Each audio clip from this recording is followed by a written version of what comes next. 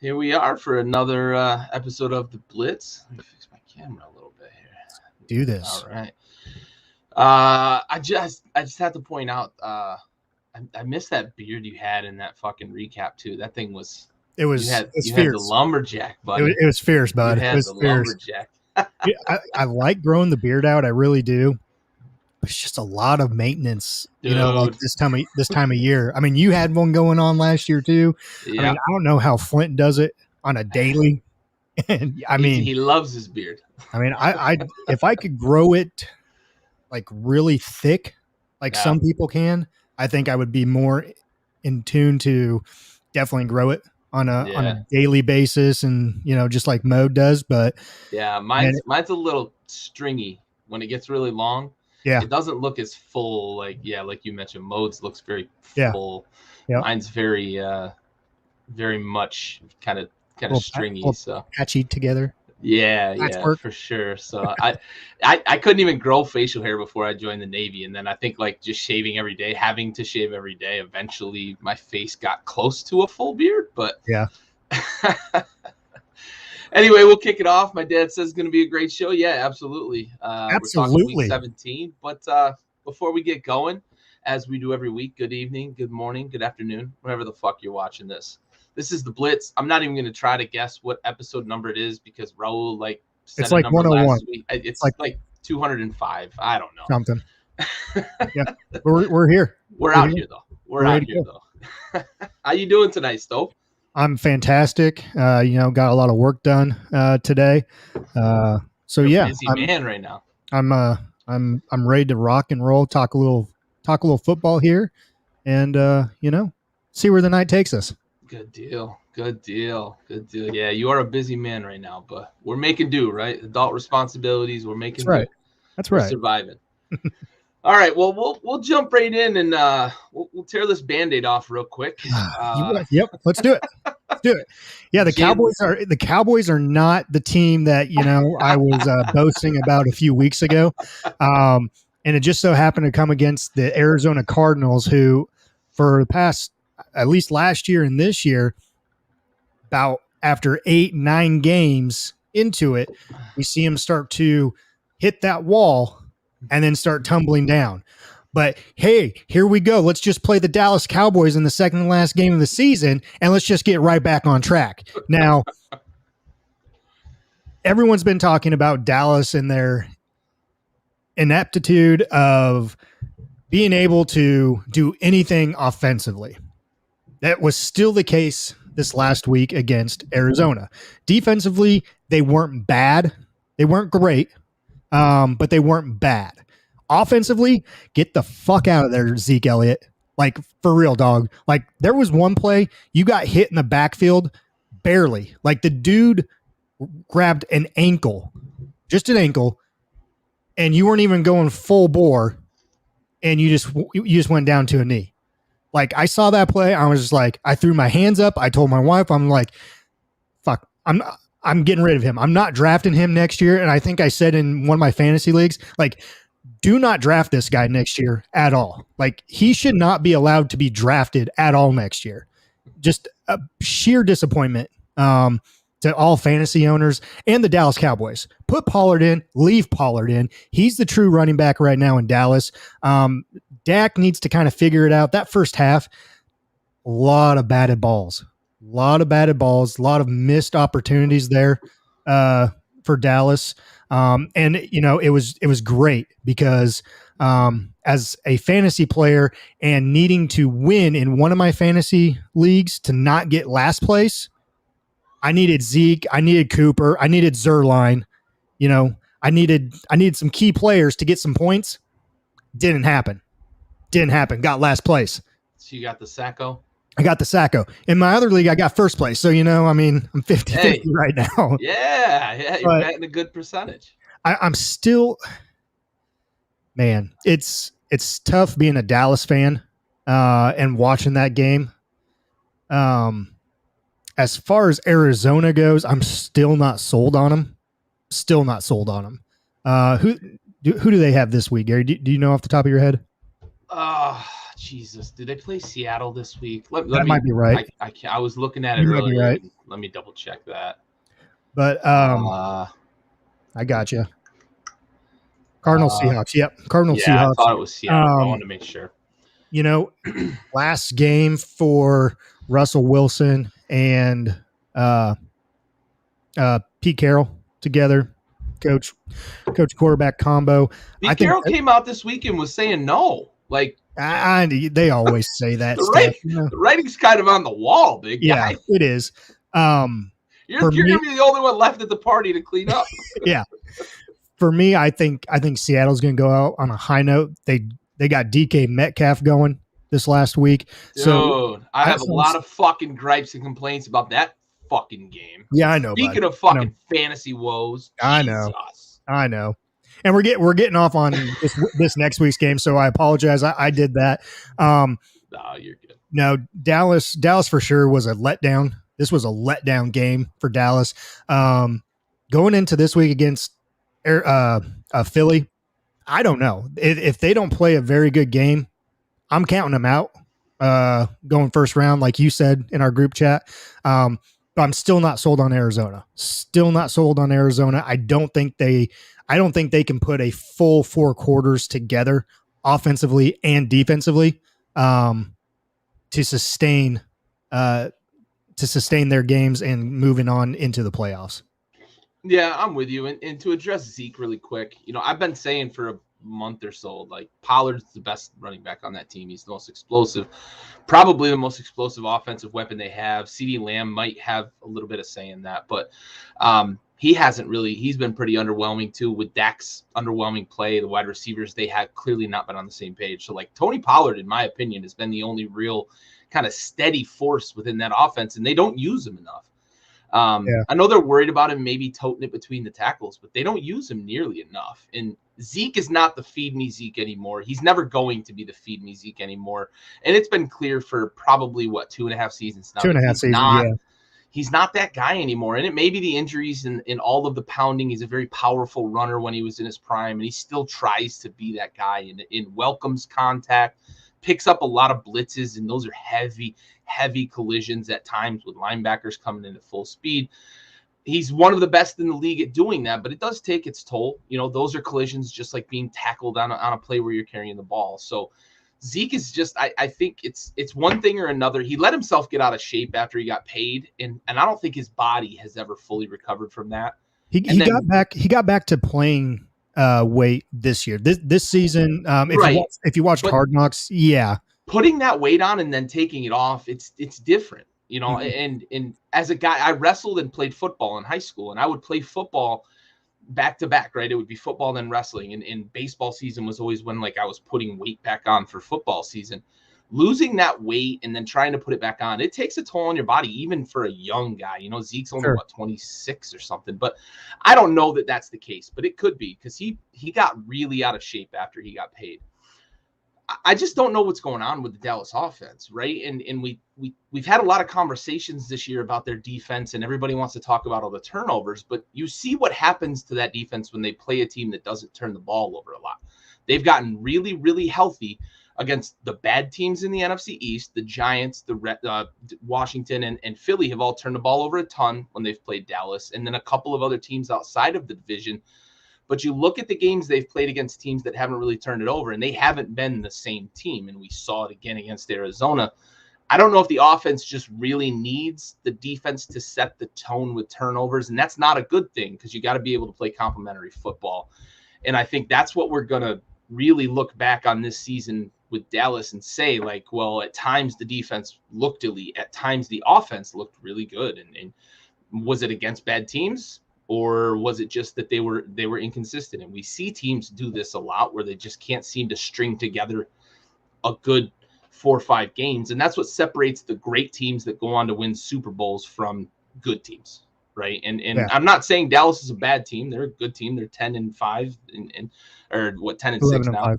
or 11-5. Sorry. I thought they had only had fucking 17 games keeps fucking me up, but they're a good team. You don't get to 11-5 without being a good team. But as you just mentioned, and I've alluded to a few times, this to me feels like a team that's delaying tea time by 1 week, right? They're going to go to the playoffs and lose in the first round, and they're going to be golfing. And that's just the team that they feel like right now with the way they're not clicking on offense. You can't go to the playoffs, not be able to run the ball, not be able to pass the ball.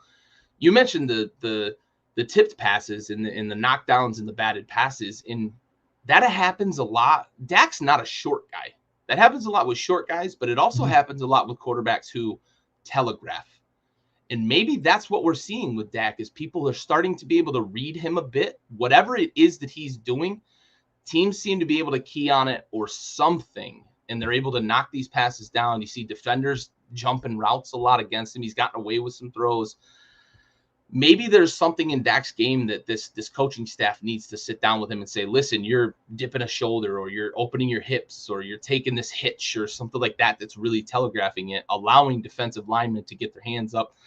I don't really know what it is. They've got to fix it, because in order for Dallas to, not just this season, but to make good on that contract that Dak for the signed, future, he's got to fix that and be able to make the guys around him better. That's what you expect from a $35 million quarterback, right? Yeah. You expect that. And that's not what they're getting from Dak. No, not at all. Not at all. Totally agree with you. And it's just, as a Cowboys fan in general, it's tough to see, because he's better than that, than how he's playing. And for some reason, as of late, Dallas and Dak just have not been putting together a full 4 quarters, both offensively and defensively. Yeah, for sure. All right, we'll go ahead and finish out the NFC East here. Washington and Philly played in the 1 o'clock slot. I want to say thank you. You're welcome. Keeping the tradition going. I was driving during this game. We were trying to kind of piece out weather. We had some bad weather in New York on Sunday and some bad weather coming in yesterday in Virginia here. We ended up getting like 5 inches of snow. It's crazy. So we're trying to drive and ended up leaving on Sunday and missed football in terms of watching it. But I was listening on satellite radio and keeping up as much as I could while driving on Facebook. And of course, Stove held down the fort. Plenty of hashtag thanks Haskins.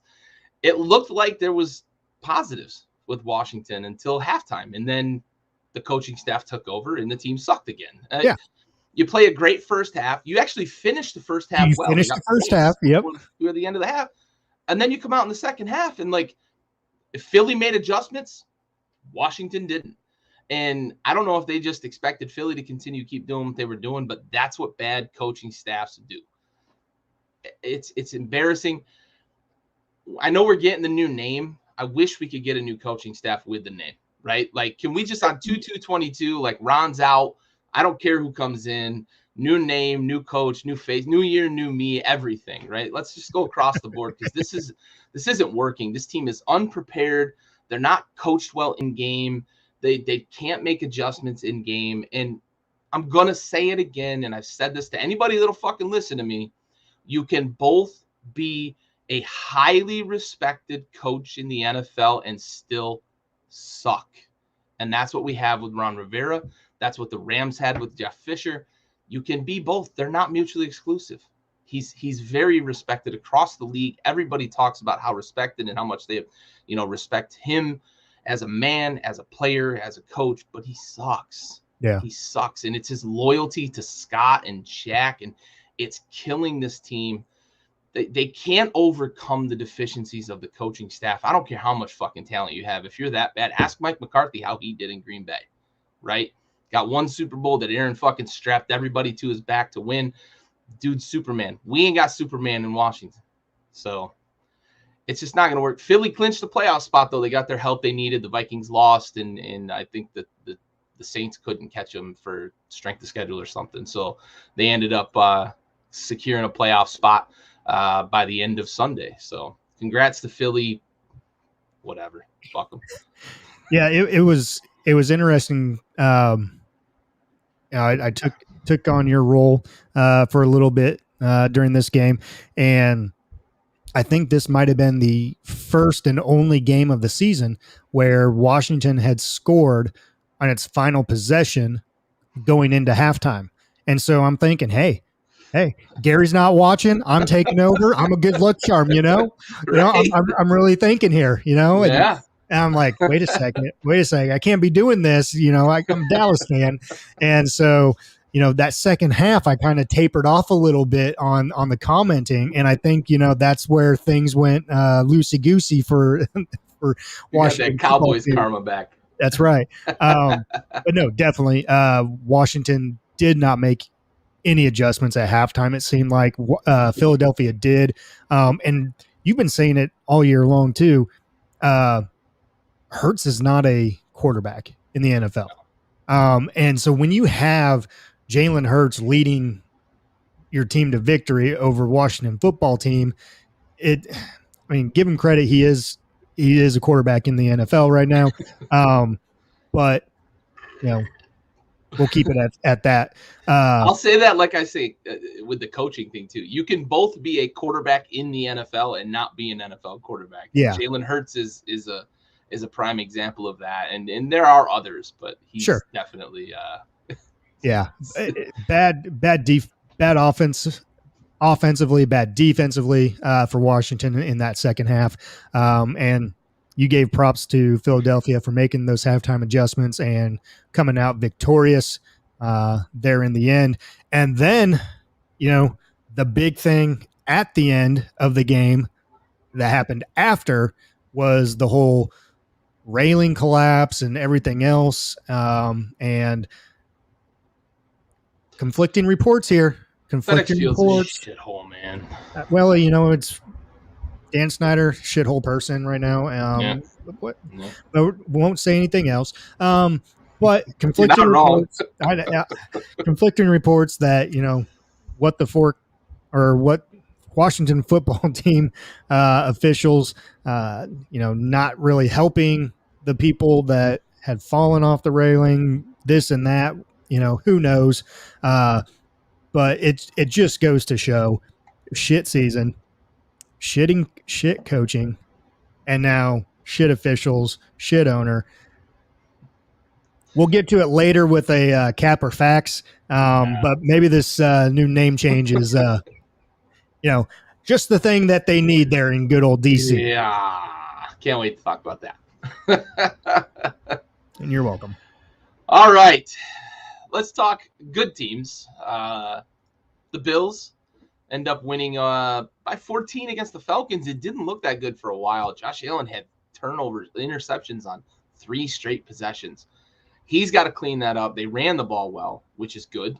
But they ran him. They ran him a lot. Like more than I've seen them do so far this season. Yeah. Can't be doing that's what they were doing last year. That's what they were doing last year, especially towards the end of the season. And he was taking on a lot of hits. Yeah. Can't be doing that if you are a franchise quarterback. I know you're big. I know you're tall. You want to show people what you can do and, put the team on your back. But that's what you have Devin Singletary for. That's why you have some paid running backs back there. They may not be cream of the crop or anything like that, but that's what they get paid to do. They need to minimize the hits on Josh Allen. Yeah, I don't mind the design runs a handful of times a game just to keep the defense honest. And you do change the numbers game when you run the quarterback because you've got one more blocker. The running back can go block and pick somebody up. But you can't be running your franchise guy that much. And I know it was sort of out of necessity in a lot of ways, but Singletary had a pretty good game. They could have Mhm. shoved it into his belly a few more times, I think, and still been able to do the things they wanted to do. Um, I'm not too concerned for Josh with the turnovers. I mentioned them because they were a big deal in this game because the Falcons are not a good team and the Bills kept them in the game with those turnovers. It looked like they were going to run away. Then they let the Falcons back in. It actually lost the lead at one point, but then came back, finished it off, won by 2 touchdowns.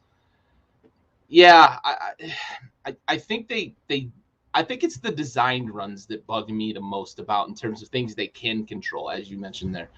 Um, Things they can control are those designed runs, and you see it sometimes. They get desperate, it seems, to just get the ball moving, and they call these design runs for him. And I don't like those. If he's scrambling and the defense is scrambling and he's just kind of controlling the tempo because everybody's covered downfield, I think he can protect himself a bit better in those scenarios. But when you're running these design runs, you're asking a quarterback to run power runs. Ask Cam Newton how that worked out. Like, he's had multiple surgeries because of the pounding he's taken. And Cam Newton is as big, if not bigger, than Josh Allen, right? Like, in terms of his build, he's that guy that should be able to take that pounding. He's run into the problems. So I don't want to see Buffalo fall into that where they're bailing out the offense with these designed runs. I know you want to win the division, and I know that's a game that you really need to win, but I don't want to beat the Falcons at the expense of Losing Josh your Allen. yeah, exactly. Right? Yeah, Like, you just hit the nail on the head with that one.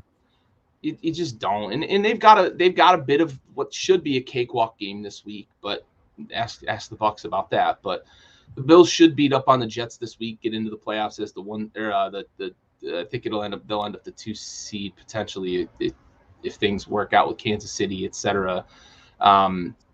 Based on 3-way tie and stuff like that. But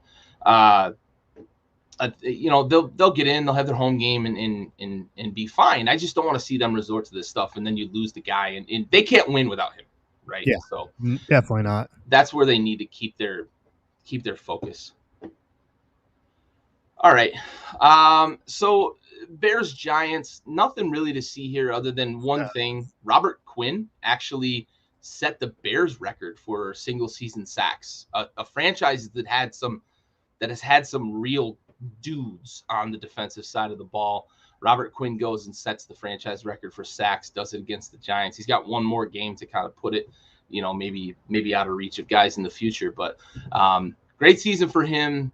The Bears have some things to build on, but they've really got to figure out that coaching staff. Do you have anybody in mind that you think would be a good fit there for Chicago? Obviously, Nagy's out. I think the writing's just been on the wall, and if they bring him back, they're asking for trouble. But to be honest with you, I mean, I think the writing's been on the wall for 2 years now. They still, you're not wrong. I mean, and he's still there. You're not wrong. So, to be honest with you, they've been going back and forth with Fields and Red Rocket this year. I'm saying he's back again, and I don't like it. I don't like it. I think if you put anyone there, I think you're going to be better. Yeah. Nagy to me is just not a good NFL coach. He cannot. I don't think that he can prepare a game plan around his quarterback. We saw with Trubisky. He finally last year towards the end of the season last year, finally start to get something of a game plan going with Trubisky last year, and you saw it start to flourish. It took him how many years to do that? Yeah. Now you spent a first round pick on getting Justin Fields, but you brought in Andy Dalton on a 1-year, $14 million contract. So you started Dalton. He gets hurt. You bring in Fields. Fields struggles a little bit. I still think Fields is going to pan out for him. But how much longer are you going to have Fields be under the tutelage of Nagy? Yeah. It pains me to say it because I think Chicago as a franchise and Fields as the future of the Bears, I think everyone deserves better than Nagy. I truly do. But with saying that, I think Nagy is going to be back next year. I really do. And it pains me to say that because I've been wanting him gone for the past 2 years and he keeps coming back. So and if they win this last game, I mean, what's that put their record at? I mean, It's a winning record again, I believe.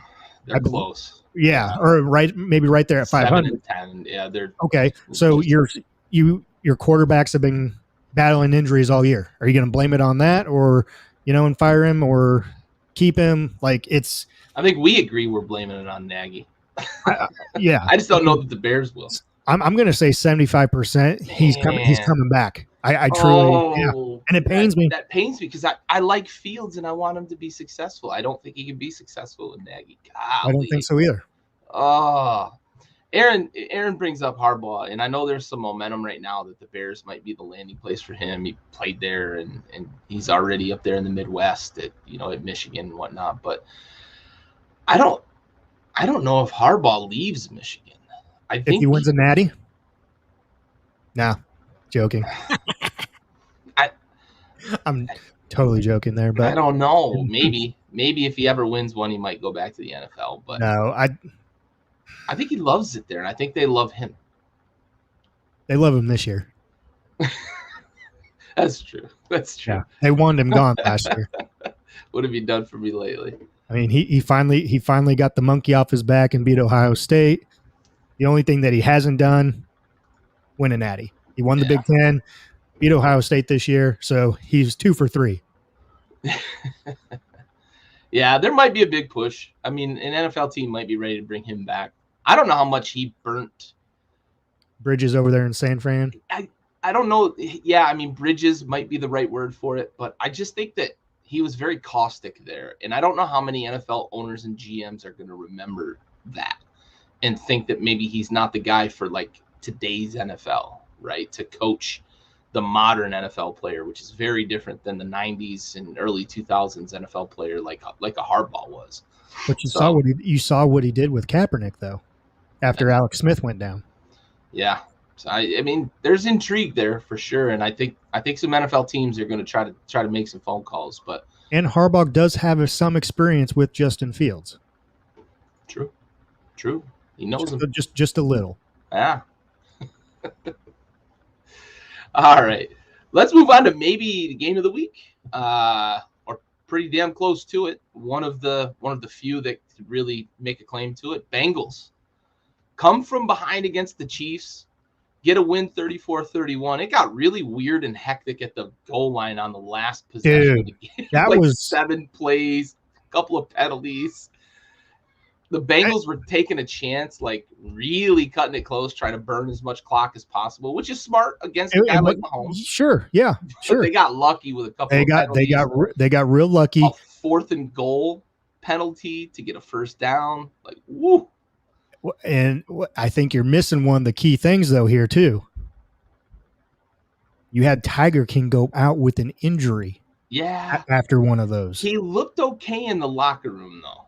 Oh, sure. I will say that. Yeah, that's victory cigar and everything. Yeah. I don't want to just ignore that. You're absolutely right. And it worries me. I didn't see how bad he was limping off the field. I haven't even seen a replay of it. I haven't been able to find one, but they said he limped off. On the radio call, they said he limped off pretty bad. He was limping pretty good. Yeah. Pretty good. Now, it was on his own power. But, man, I don't know what Zach Taylor was doing on some of those play calls. Like I was living on a razor's edge. I was over at my buddy's house, who is the biggest Cincinnati fan, and we're just like he was going crazy, and we're looking at each other like, what are you doing? Yeah. Like kick the field goal, or just kneel it right there, man. And do all that and then kick the field goal. Stop going for it. Stop doing the quarterbacks. It's not working for you. Then you get Burrow hurt. Then you have the penalties. You have a pass interference and a defensive holding. And I know I might upset some Kansas City fans and just pour salt on the wounds here. Those were penalties. Those were penalties. Stop blaming the refs for it. There was no Those question. were penalties. Clearly look at the replays. Those were penalties. If you don't like it, oh well. I don't care. You know, they were penalties. You guys lost. You're still in the playoffs. Yeah. Now, with all this being said, hail to Tiger King here. Great job. Him and Jamar Chase past 2 weeks. Holy cow. He has over 900 yards in 2 games. 8 touchdowns. Yeah. Ridiculous. Ridiculous. Jamar Chase went for like 260 and 3 tutties. Ridiculous. If only I would have started Burrow in my fantasy league, I wouldn't even had to worry about last night's game at all. Oh my goodness. But that's on me. But great win for Cincinnati. Great win. Happy to see the win. Happy to see them in the playoffs. Joe Burrow succeeding, especially after last year and coming back from the knee injury. Zach Taylor definitely on the hot seat this season with it. Former Nebraska quarterback. So happy to see him succeed as well. Now, moving on to the other side of the ball, the Kansas City Chiefs. We've been talking ever since they were 2-4? Yeah. How we weren't sold on them offensively, weren't sold on them defensively. I'm real close on being back there on that Chiefs train. They have definitely progressed. They figured something out mid-season, and they're 12-4 team, or I'm sorry, 11-5 team right now. Yeah. So they have figured it out. They're playing better ball. They're playing better ball than the Dallas Cowboys, who, I'm all for, but if you're putting head to head, I know they're two different conferences here. I would say right now the Chiefs are definitely the better 11-5 team, both offensively and defensively right now. Yeah, and my dad mentions here, like playing on Wild Card Weekend. The Chiefs, they don't want to play Wild Card Weekend, and they want that bye. And who doesn't want to buy? They're going to face some. Yeah, they're going to face some teams though that have built some squads to contend with them. And they are not the juggernaut. They're not the invincible, the immovable object they used to be. Excuse me. I'm with you though. Like there were long stretches of that game where like the Chiefs looked really bad. And to allow the Bengals to come back and beat you, they were up I think 17 or something at one point, and Bengals storm back and get them, and it's a great win for Cincy, and I can't heap enough praise on Cincy. I also can't say enough that they were right and I was wrong. When they took Jamar Chase, I said Penei Sewell would have been the right pick, and Penei Sewell would have been a fine pick for them. He's been fine in Detroit, but fuck, man, Jamar Chase is the fucking real deal. And everyone was talking beginning of the season. I can't see the football. I can't see the ball. He's not catching. Like the laces are different. There's those stripes. Yeah, dude's fucking balling out right now and catching. He figured the fuck out somehow between preseason and the regular season. He figured out how to catch a football. But yeah, man, like he's been the real deal. And I thought they were kind of crazy not putting another offensive lineman in front of Burrow to protect that asset. And they still need to build that old line. It's good. It's not great. They need to put more in front of him to protect him. But Jamar Chase is the real fucking deal. And they nailed that pick 100%. I don't know how much they consulted with Tiger King on it. If it was a lot, then he was right. If it wasn't a lot, then they were right. If it was a bit, then, they both. They're both winners right now. Yeah. Sure. So let me ask you this real quick. Did that performance by Jamar Chase put him over the top to win Offensive Rookie of the Year? Yeah, he beat Mac Jones with that game. Honestly, I think that game, despite the fact that the Pats hung a 50 burger, but they scored a bunch of rushing touchdowns too. I think that game right there puts Jamar Chase ahead of Mac Jones. For me, in the voting, I think that puts him ahead for offensive rookie of the year. It's cool that we've got a class that we have multiple guys. Like last year we had Herbert, we had Jefferson, Burrow was good before getting injured. It's cool to have these kind of classes where you've got guys that you can discuss, as for sure candidates. So Yeah. it's a good draft class again this year. Nope. All right. With you. Dolphins, Titans move into the 1 seed. They're in the catbird seat for having the bye, the only bye this year. It's different, right? You get one bye, so it's a big deal to be in that 1 seed spot. And for the Titans, I think it's even more important for them to have the bye because they've got the fucking mutant waiting in the wings. And if they get an extra week to get him healthy, that's the biggest X factor in football. Right? Going into this playoffs, that's the biggest X factor in football. You got fucking Wolverine waiting to come claw his way through defenses the way he does. So Derrick Henry, potentially, we've heard some rumors he might even get some time this week.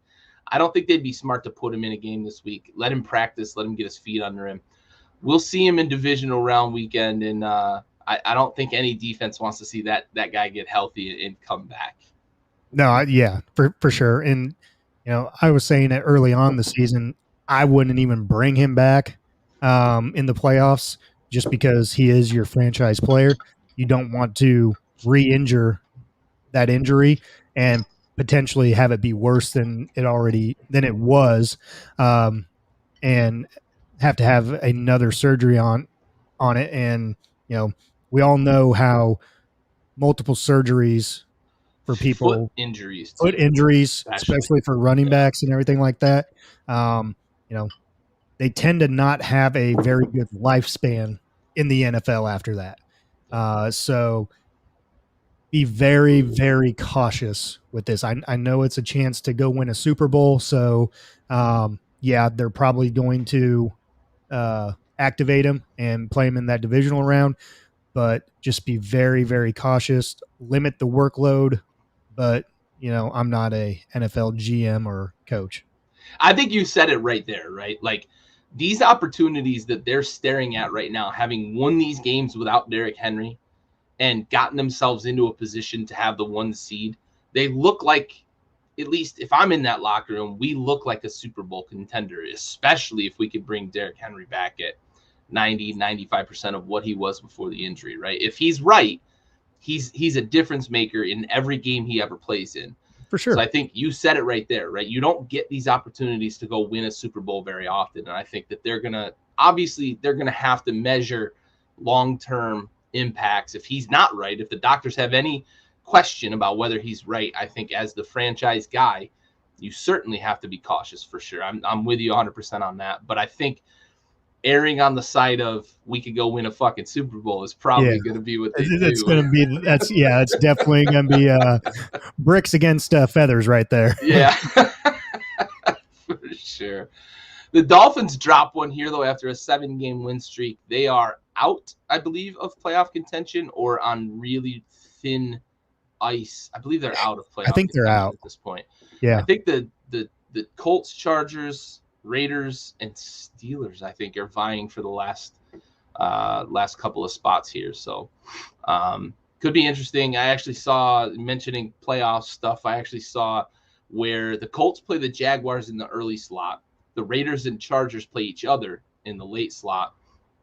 If the Colts lose to the Jaguars somehow by some weird stroke of football craziness, the Chargers and Raiders both make the playoffs if they just tie. If they just kneel the ball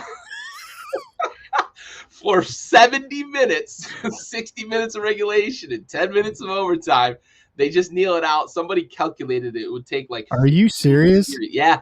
If they each would just kneel it 15 consecutive times, they would tie and would both get into the playoffs. Could you fucking imagine if that happens? Can like everyone just start betting that money line? I would pay money to watch that. I actually, man, I don't know about that, but just to see it happen in the this is why scenario. This is why the NFL just moved them into the late game. as of yesterday, there was no team Yep. in the late game. Yep. And so now we know that this is why they're in the late game. Yep. We got the fancy NFL flex. and Vegas know something here. Maybe. If the Jaguars beat the Colts, it might be time to put the tinfoil hat on. Oh yeah, for sure. All right. Speaking of the Raiders and the Colts, they played each other this past weekend, and the Raiders knocked off the Colts. And I'm gonna peacock for just a moment. I picked this game. I picked the Raiders to make the playoffs. We were talking wild card teams last week. I picked the Raiders to make the playoffs, so I guess I'm picking them to either tie or beat. I picked them early on the season. So yeah, you were buying early. You were buying Derek Carr early, and yeah, we're here, right? We're here at this point. They win, they're in, and that's what it boils down to for the Raiders, also the Chargers. But 23-20 over the Colts. A lot of people had been talking about Jonathan Taylor for MVP. He had a good game. He didn't have a monster killer game to put the Raiders away, but the Raiders weathered the storm of Jonathan Taylor and Derek Carr. Late game heroics. Like, that dude is just ice cold. We've been saying it all year, though. We've been saying it all year. Yep. Like, he brings that BDE to every single game. Yep. Now, the problem with it, though, and with him, is we just don't know what side of Derek Carr we're going to get. Are we going to get the one that takes care of the ball, and is firing on all cylinders, or are we going to get the Derek Carr that will turn the ball over late in games and then, your team's done for? That's kind of been his MO throughout his whole career as well. But you said it, I've said it early on as well. He brings that attitude to every single game. Every single game, he's always jacked up for it. You can call him the fighting cars or whatever. People will play for him. People love that attitude and that energy that a quarterback brings to the team. And when other players see that and see your quarterback fighting for you, going out there like he does weekly, other people are going to fight for you and fight the same way. And so I think in a game against Indianapolis where it was a must-win for them, they put everything on the line, came out victorious in the end. And so now you are one game closer to getting into the playoffs. So here's a question for you about Derek Carr, because there's been a lot of conversation this year.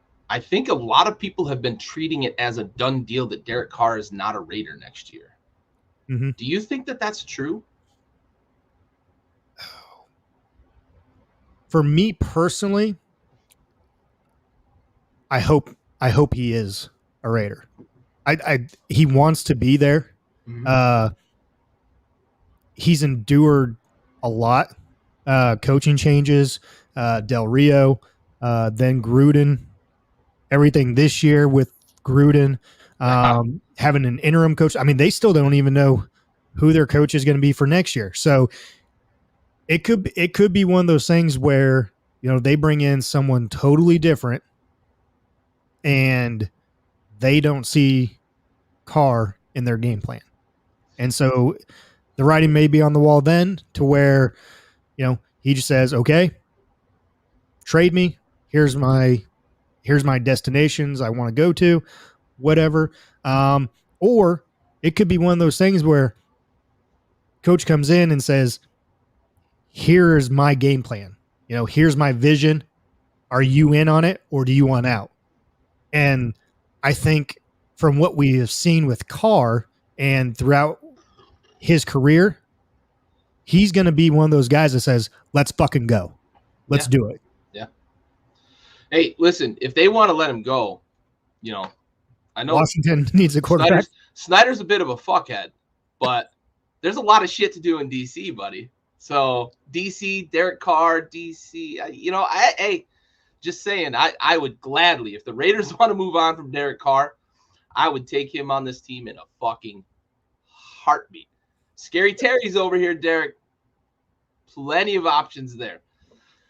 Anyway, I think they're stupid if they move on from him. But we've seen teams do dumber things in the past. So I think you're right. It's going to really depend on the incoming coach, where Mayock sees things going, because it seems Mayock's kind of in power there now, with Gruden out of the way. So we'll see. Yeah. Well, I think they're dumb to move on from him, though. I do too, and especially with your upcoming quarterback draft class. His contract is so team fucking friendly too. Like he's on like a $19 million contract. Like let's chill out here, trying to think that we're better off without him. Yeah. And as you were about to say, right, the draft class isn't great. It's not as good as years past. You have Kenny Pickett, you have Matt Corral. I think you have Jake Haener from Fresno State. Haener's coming back. Oh, is okay. Yeah. Okay. He lost. That's right. He lost one of those guys. That's right. So, yeah, you did say that. So yeah. And who else? I mean, I can't remember who else is out there. Like Howell and obviously you have Ritter and you have Malik Willis, but I think a lot of those guys just aren't really NFL prospects, in my opinion. But yeah, for sure. I don't think it's a very deep draft class. If you're not getting Pickett and you're not getting maybe Corral, depending on the injury and how he recovers from that, hopefully it's not too bad of a injury there with that, too bad of a rehab getting ready for the combine and whatnot. It's not very deep beyond Kenny Pickett, really. Like if we're really talking serious about the draft class, like it's not super deep beyond Kenny Pickett. So yeah, for sure. All right. Patriots, Jaguars. Mentioned the Patriots hang a 50 burger on the Jags. They had 2 running backs each run for 2 touchdowns. Mac Jones threw for 3. The Jags are fucking awful.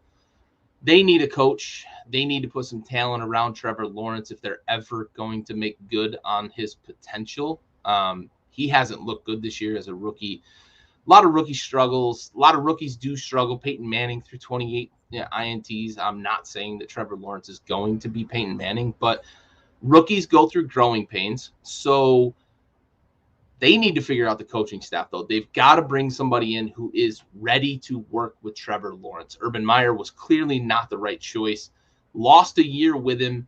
But if you're going to salvage it, you've got to make the right move. You've got probably the first overall pick, so you're going to be able to put some talent near him, right? Whether it's they're going defensive, they're going Aiden. They may need to, right? Yeah. You end up with Hutchinson or maybe even Thibodeau if he goes to the combine and just blows everybody out of the water in his underwear. Patriots, though, is this 50 burger something that teams should be concerned with going forward, or is it really just the Jags? No, it's the team that they played. It really is. I mean, even when 50's 50, though. It is, but it's the Jaguars, though, too. I know. It's the Jaguars. Yeah, I mean, this game, it wasn't even a game. I mean, it's really not. But 50's 50. I get it, but it's against the Jaguars. Yeah. I'm with you. Pats are getting ready for the stretch run. It's what Bill does, but the Jags are just not a good team. In maybe the most surprising of games, even taking Antonio Brown out of the equation, the Buccaneers need a very last-second touchdown to beat the Jets. I know. I was watching the Jets this. Played such a good game that I feel like they should have been rewarded with a win. But when you're a bad team, you're a rebuilding team, these are the games you lose. Yep. Right? And when you're the defending Super Bowl champions, these are the games you find a way to win.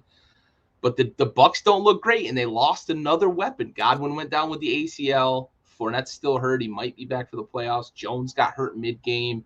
Even Keyshawn Vaughn went down at one point in this game. And then in the most crazy, the Jags, for sure. They checked out for sure. It's hard to stay engaged when you're 2-13. So I think they're fully checked out. But in the spectacle of all spectacles, Antonio Brown takes off his jersey, his shoulder pads. Then he takes off his compression shirt underneath his shoulder pads and throws his gloves into the stands and then dances around in the end zone And then after the game, the rumors are that he was not wanting to enter the game because his ankle was hurt. He looked pretty fucking healthy, dancing around in the end zone, flipping everybody off and giving the peace sign. I say that in joking, but I need to kind of pull back on that a little bit so we can talk about it too. Let's talk about the Bucs win first, though, and then talk about Antonio Brown.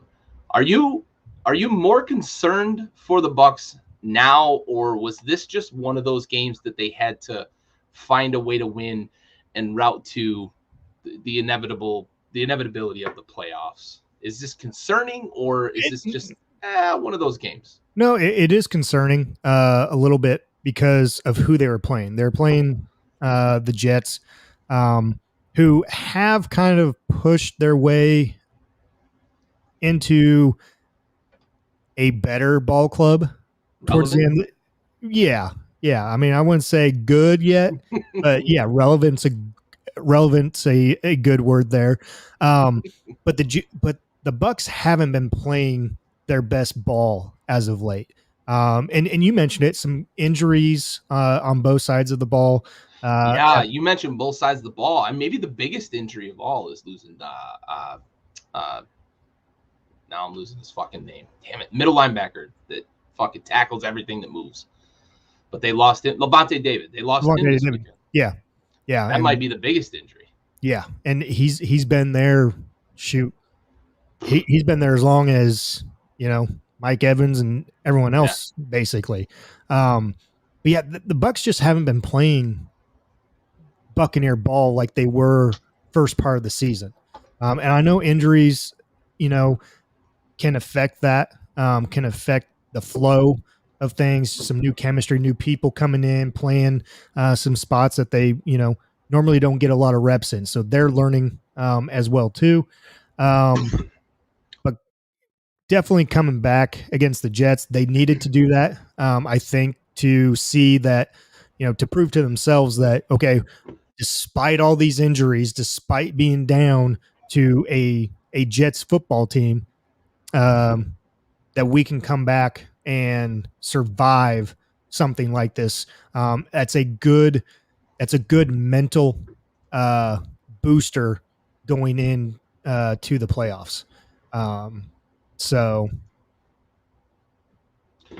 yeah, that's a good point. I think good teams get tested and they respond, and I think that's what we saw from the Bucs late in that game. I also think teams like that can kind of fall victim to going through the motions and thinking, we're just going to come back. It's not a big deal. But if Zach Wilson's able to convert that 4th and 1 that they went for, and I love Robert Saleh going for it. I do too. I love the mentality of going for it. I think there's some validity to kick the field goal and just kind of keep the momentum and because a 4th down stop's a big momentum builder for the other team. But I do like the decision. I like the aggression. I like him kind of making a statement for, his guys in that locker room. But I think this is one of those games that like the Bucs can just say, hey, remember when we almost lost to the fucking Jets? Like that was kind of weird, and then move on and concentrate on the playoffs. So I think the big deal with the Bucs though is that they are really depleted. And they might just not have the horses to even contend in the NFC playoffs. They'll get Fournette back, I believe. Hamstrings can be kind of weird, but they don't have a ton of weapons. And like Tyler Johnson and Grayson they're not going to save the day. So Mike Evans is going to have to step up in a big way. Gronk, we've seen him step up in the past. They're going to need him to do the same, or else they're going to be a pretty early exit in the playoffs. Yeah, for sure. All right. Another game where a team that probably should have rolled more than they did had a late comeback to come from behind against the Ravens. A very depleted Ravens squad with the backup quarterback and like everybody on defense hurt. Rams win 20-19. Late game touchdown to Odell Beckham. Cooper Kupp continues to just cruise with numbers, dude. Jesus, this guy is fucking nuts. What are the Rams looking at this win? Are they a team that can make noise in the NFC playoffs, or are we worried about Stafford? No, they Couple can more make turnovers this yeah, weekend. and that's I was just gonna say that because we've seen that with Stafford in Detroit. You know, you see him go on stretches of 3 4 4 3 touchdown games, and then all of a sudden you see him backtrack. And you had last week, I think he had 3 INTs. This week, I think it was Two, at I least believe. I think it was two. You know, and so it when looking at this and coming from a fantasy owner and Stafford as my quarterback and Burrow, you know, this is where I should have recognized, you know, Stafford Detroit, Stafford Rams. Three INTs last week. Hey, he's going to have another game just like that. You know, two INTs this week. Should have seen that. Should have started Burrow, done and over with. Whatever. But Rams can make noise. They can offensively and defensively. They can definitely make noise. They just have to. They have to take care of the ball, and it starts with Stafford.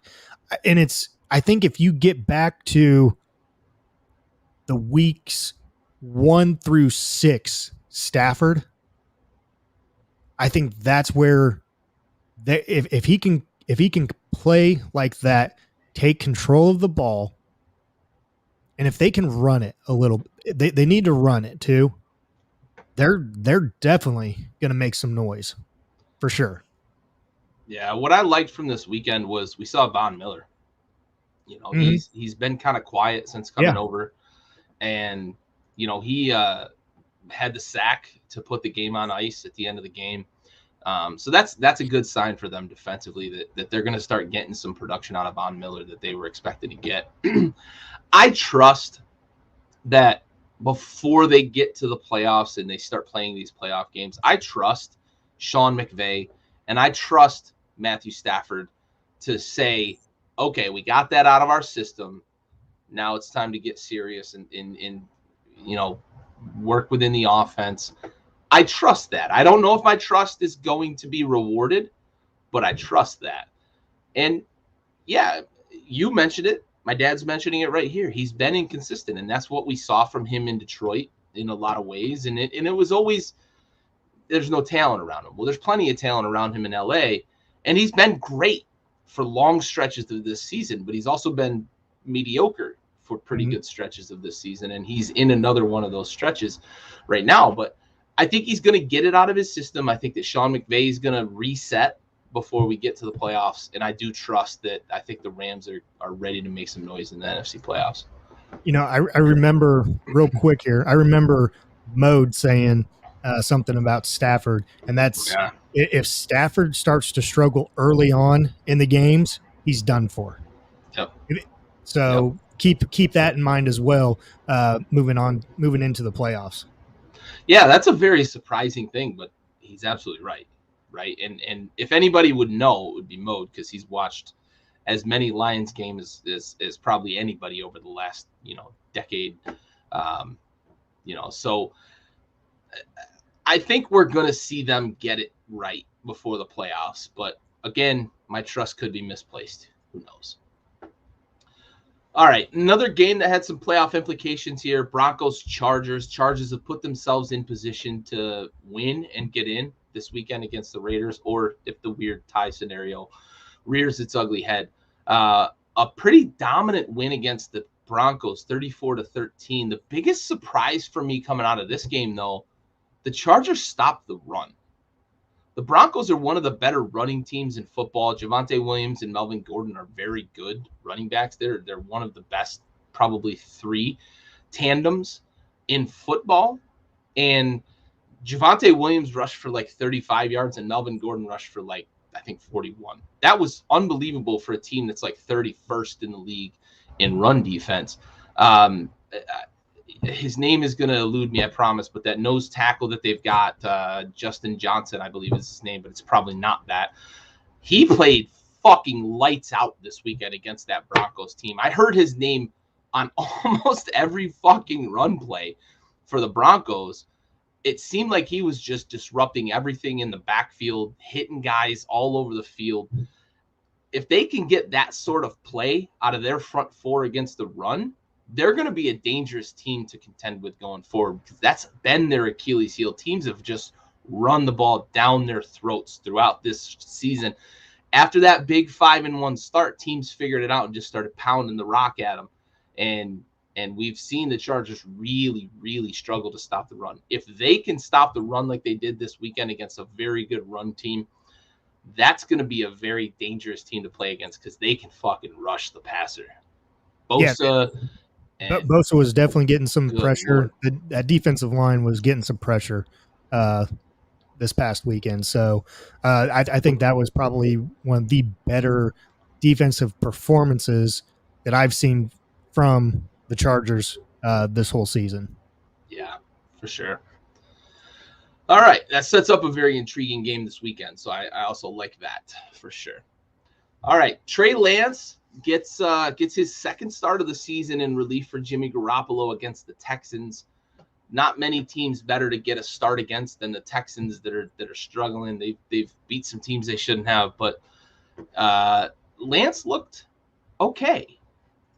He didn't look really good in his first start of the season, and there have been times when I've thought, I don't know if the Niners really drafted the right guy, but he looked okay this weekend. He managed the game pretty well. He threw the ball okay, ran the ball a little bit. I thought they might run him more, but do you think Trey Lance has what it takes to be that guy next year? Kyle Shanahan's already said if Garoppolo's healthy, he's the starter this year.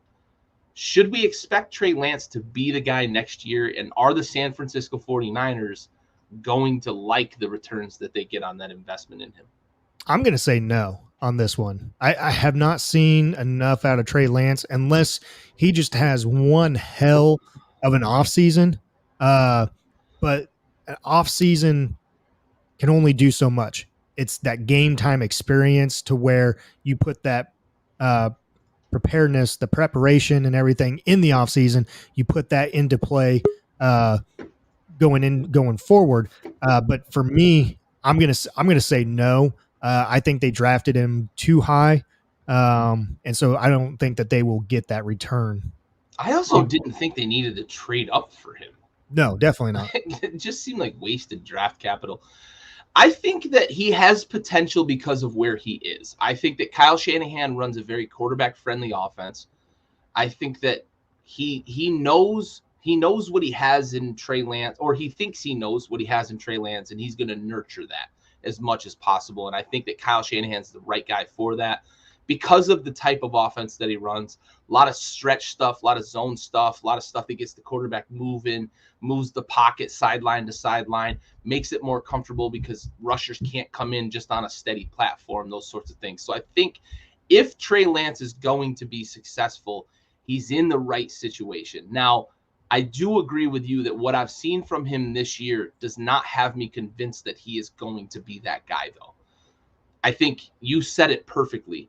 He needs to have a really good offseason, learn the offense, get the reps as the number one guy, because he didn't get number one reps this year. Jimmy was the guy, right? And they gave him plenty of reps, I'm sure, in the offseason, but he needs to get those first team reps. He needs to be the guy in that offense and get that live game experience to really start to show me that he is that guy.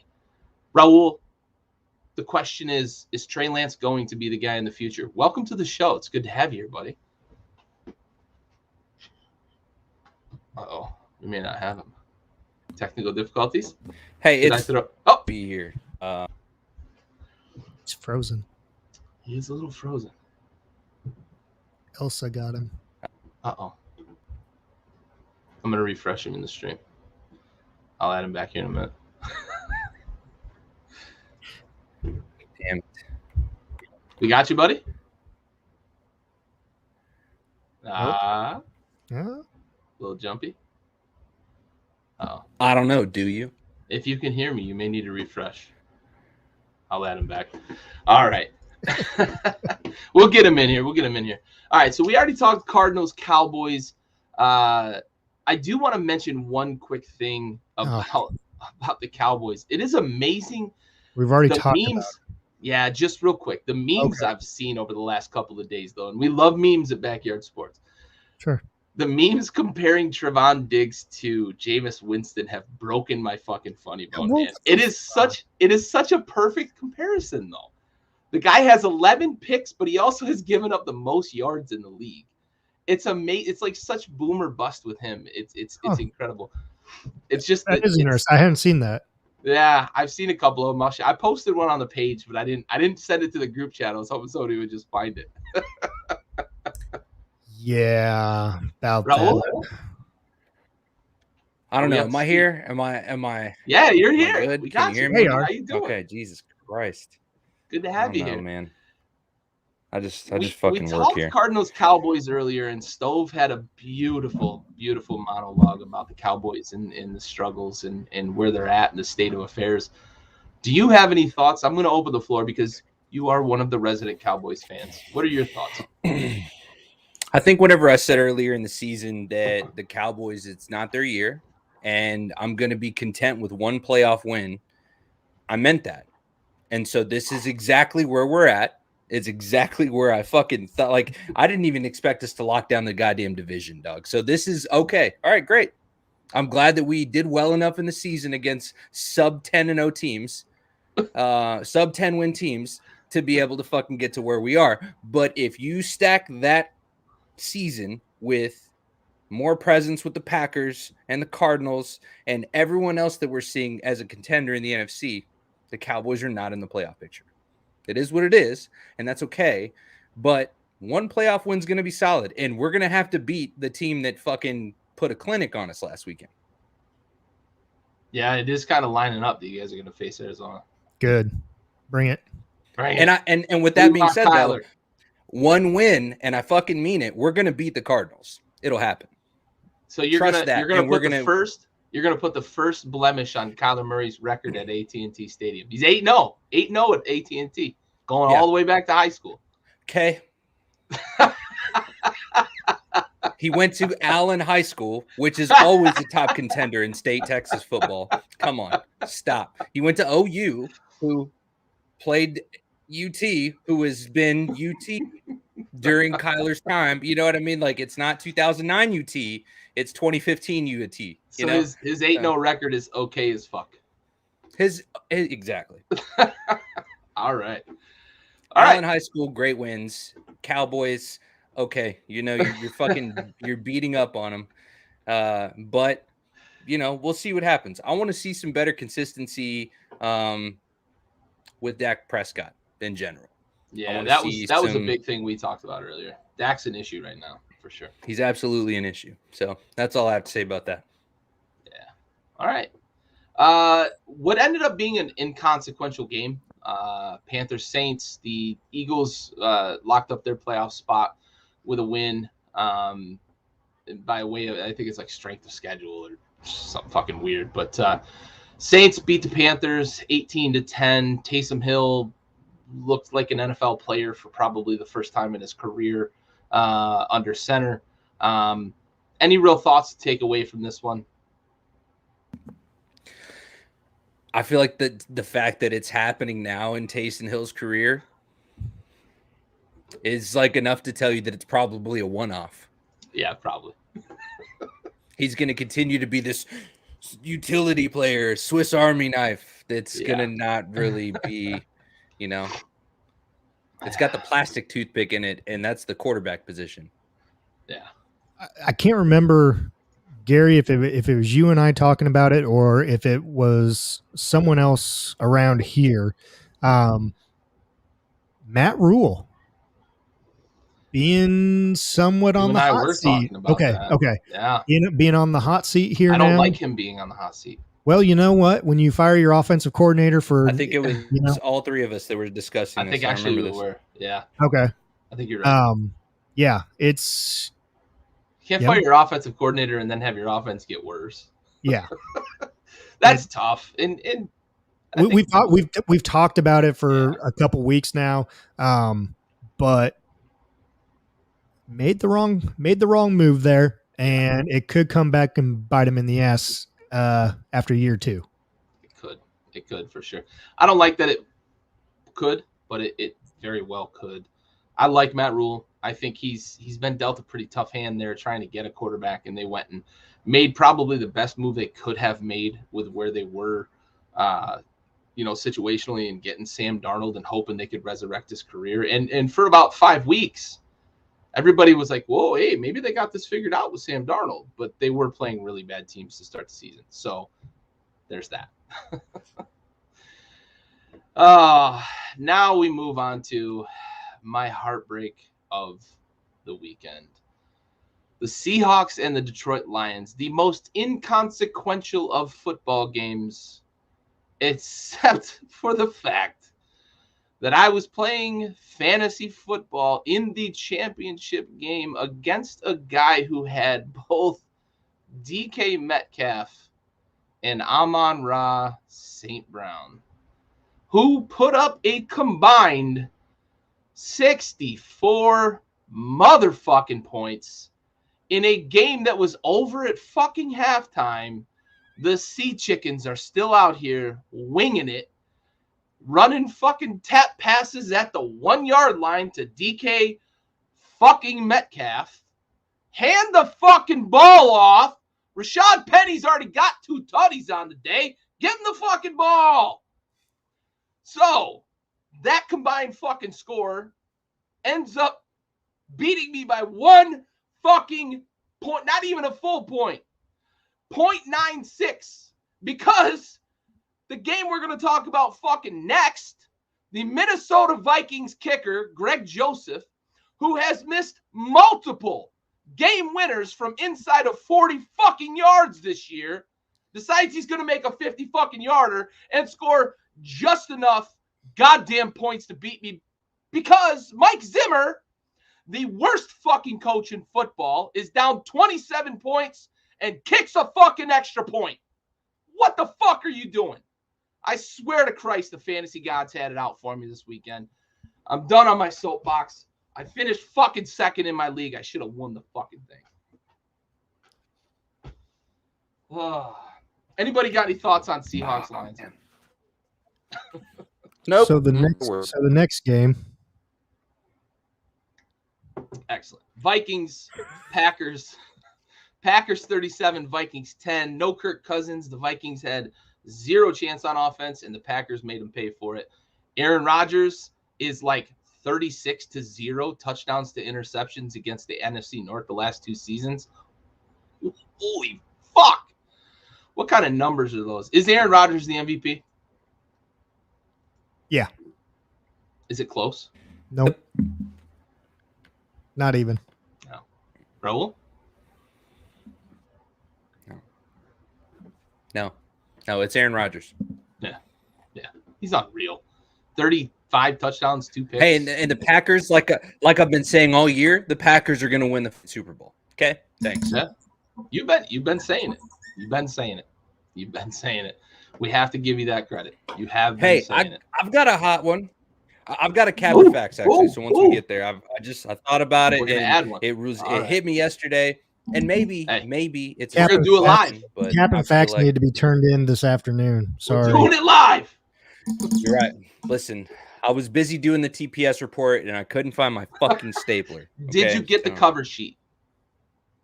No, because I beat the fuck out of that copy machine, dude. Damn, it feels good to be a gangster. Right.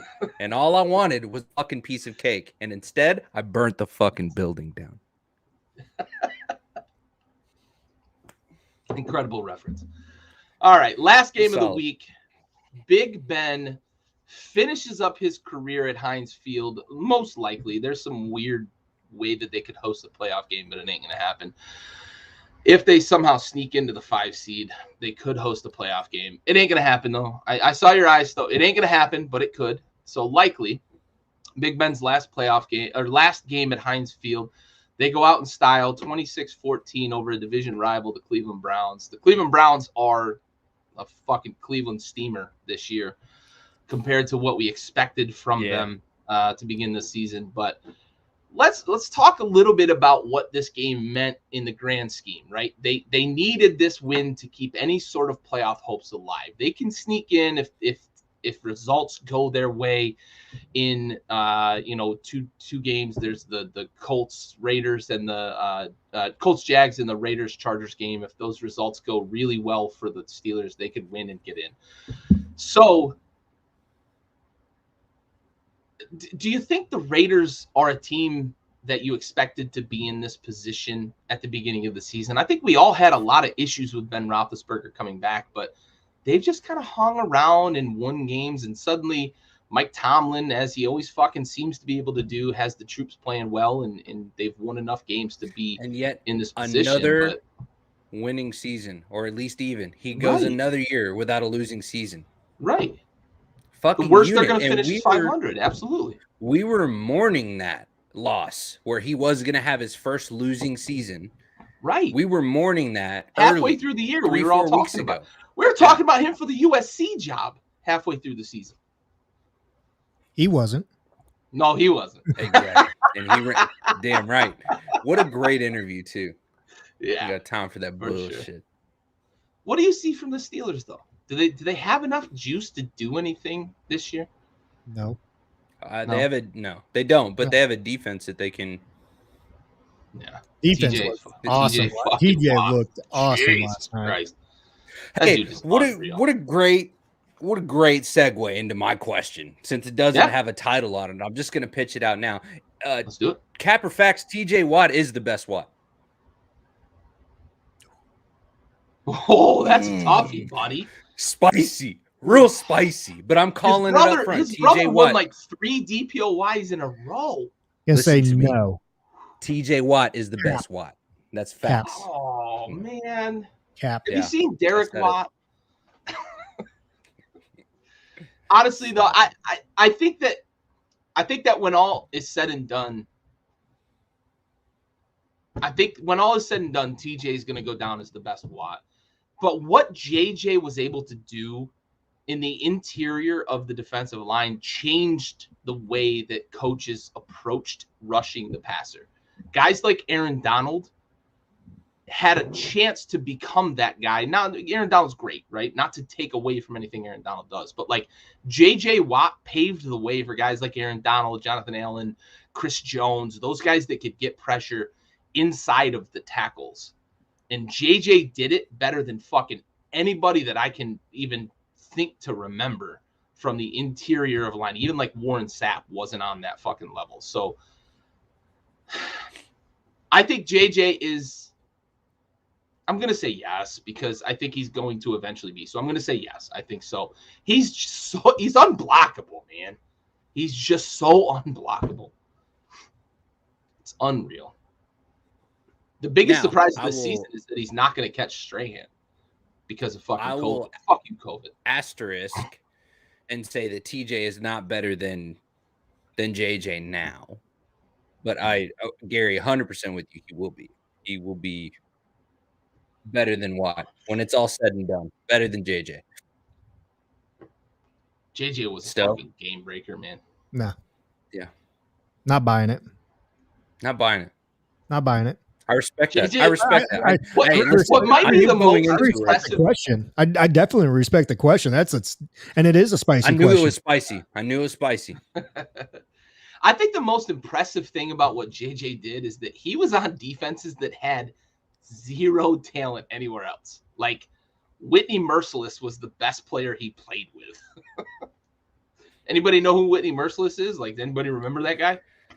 Nope. Like, I'm not sure Whitney Merciless's family remembers him playing in the NFL. Fuck. Anyway, we are done with the Week 17 review. Let's get to Week 18. I see you over there, Stove. God. Oh, shit. Long-winded over here. The fact that it took an hour and 18 minutes to get through. Hour and 18 minutes to get through fucking Week 17. It takes us that long almost every week. No, 45 minutes to an hour. No way. Yes. No way. Look back at episode 99, 99. Yeah. All right, Raul, Mexican Jesus, take the wheel. All right, dude. Well, are we jumping into Cap or Facts? Week 18, buddy. Week 18. Rapid fire. Oh, damn.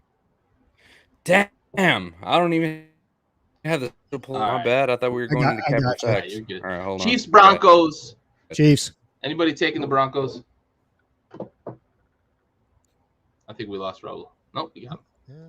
Anybody taking the Broncos? No, Chiefs. Yeah. Cowboys, Eagles. Not a chance. This one could get a little spicy with the way the Cowboys. No, it's not playing. Gary. Cowboys. Okay. Yeah. Yep. I'm taking the Eagles then. Fuck it. What is it? I'm taking the Eagles. Oh, Cowboys, Eagles. Oh, yeah, no, it's Cowboys, Eagles. Stop. Stop playing with yourself. Taking the Eagles. Run game. Cowboys don't look good. No, you're Washington against the No, you're not. Giants. Ho hum. Nobody gives a fuck. Giants. Danny, Giants. Washington Giants. can't beat the Giants. They literally can't beat the Giants. Give me the Giants. Damn. Raul? I'm going Washington. Oh. They're a 6.5 point favorite. What the fuck is Vegas doing? Anyway. I don't Bengals, think that Browns. should be a Bengals surprise. close out. Oh, yeah. No Baker Mayfield either. Baker's been Yeah, sucking. dude. What do you? Come on. All right. Tiger King closes out 11-6 on the year, winning the AFC North, Fact. bringing that big dick energy. Somewhere in Yeah. there, we're going to fit an EAUX somehow. I don't know, because of LSU. Packers, Lions. This should go according to plan. Packers 14 wins and locking up. They've obviously locked up the 1 seed. We'll probably see Aaron Rodgers for like a half, maybe. Packers should win. Even with Jordan Love at quarterback, they should beat the Lions, though. I'm with you. All right. Bears, Vikings. Nothing really to play for either team other than pride. Cousins should be back off of COVID, but might not be. So they might be with Mannion again this week. Bears, Vikings. Who you got? Well, we all know where you're going, so I'm going the Bears. Bro? I'm going Vikings. I'm going Vikings only if Cousins plays. If Mannion plays, the Bears win. Mannion's not good. That dude's fucking atrocious. That's fair. Colts, Jags. So, Raul, I mentioned this before you hopped on. And if the Jags find a way to beat the Colts, the Chargers and Raiders could just tie and both make the playoffs.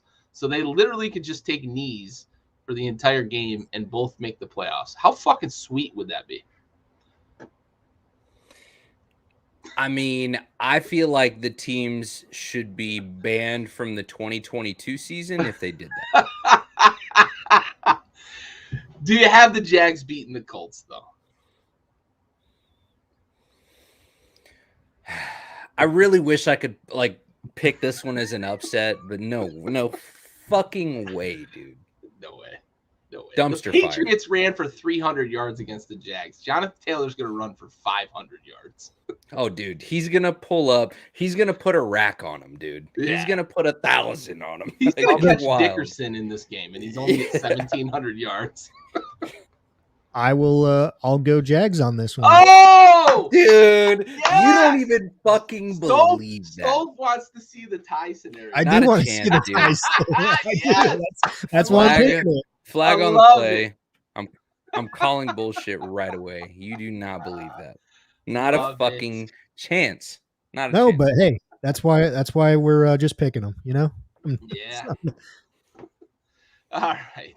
That's right. We need more skin in the game with some outrageous shit like that. Steelers, Ravens. Steelers have a very, very outside chance of getting in the playoffs. Need this game against the Ravens. We might see Lamar Jackson. We might not. That's been the story for the last few weeks. Steelers or Ravens? Who you got? Oh, do you mean because he takes a golf cart ride every game? Yeah. Okay. Steelers. Yeah. I gotta believe. I gotta believe in old Big Ben. He's just gonna take a couple. He's gonna give it gas. Yeah. He's gonna give it the gas in his last game, but also the Ravens are so depleted. I think the Steelers are gonna be able to beat them up a little bit. All right, Titans, Texans. Titans win here and they close out with the 1 seed. Texans really shouldn't give them any trouble. Do you see the Texans upset?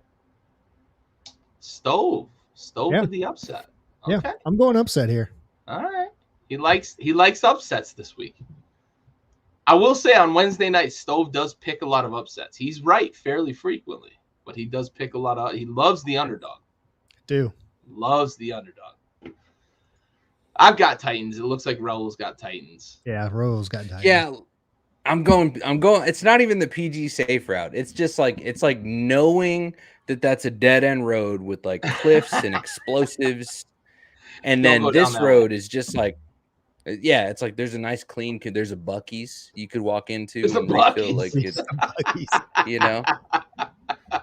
That's the most. If Texas you don't know what a Buc-ee's is, oh my god, no, they're not even all in tech. They're in Alabama and Florida now. They're in Florida now. Oh, really? They've expanded that far. Nice. We stopped at a couple of Buc-ee's when we were driving across Texas. They're fantastic, aren't they? Oh yeah, yeah. They're like Sheets in the Northeast. We did all of our Christmas shopping at Buc-ee's. Yeah, they're like Sheets. Yeah, exactly. Yeah, love Sheets. Anyway, dude, we did Christmas shopping at a gas station. Yeah, right. That's how nice they are. It's like the shopping mall gas station. Saints Falcons, inconsequential. Like nobody really has any. Nobody really has any skin in the game with this one. Division rival, Saints or Falcons. Does Matt Ryan close out what might be his Falcons career with a win over the Saints? You just hit what I was going to say. Falcons win. Matt Ryan retires after this season. Yeah. I don't think Matt Ryan retires, but I do think he's done as a Falcon. I think he's going to end up somewhere else, but I totally sympathize with the one team thing. I think there's a team that's Washington. Probably.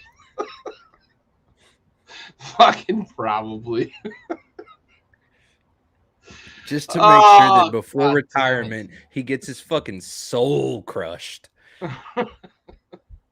Oh, God, maybe Cleveland or something. I don't know. Anyway, Jets, Bills. Are the Jets going to pull the upset here and knock the Bills out of... Stove, I swear to God, if you say the fucking Jets. I swear to God, dude. Stove? What's that saying go? No, dude. Jay. Okay, I was about to just do it. No one circles the wagon. Yeah, circle the wagon. I'm going Bills on this one. All right. Okay. Bills over the Jets. Niners, Rams. This one has a lot of intrigue. I was gonna ride with you. No, I got you, Mr. Senior. I got you, Senior. I got you.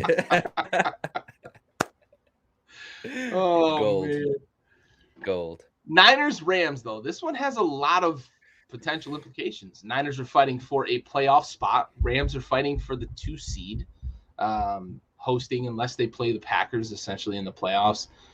Who's taking this one? Niners, Rams. I think it's Rams, Rams, without even hesitating. Rams, no hesitation. No not even a fucking ounce. Very, very interesting. I think Jimmy G's status has a lot of bearing on this game. The Niners are a better team with him. However you feel about Jimmy G, they're just a better team with him.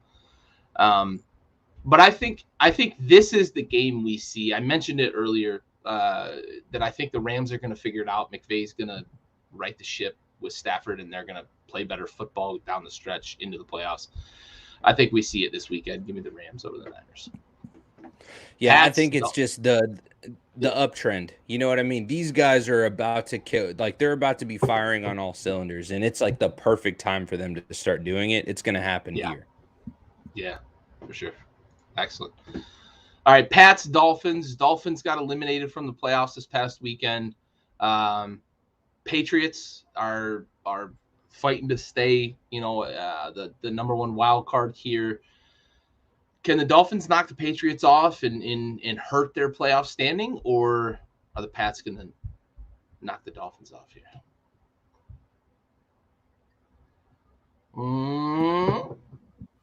Stove's picking the Dolphins.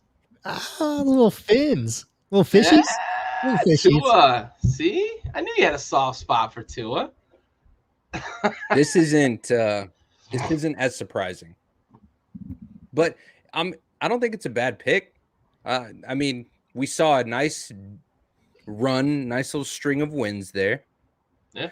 We know that this Mac and Billy Belly relationship is getting better, but neither of them are really in contention for anything of value this year, anyways. But they're still, hopefuls in the coming years. So I'm not out on Tua permanently, I think.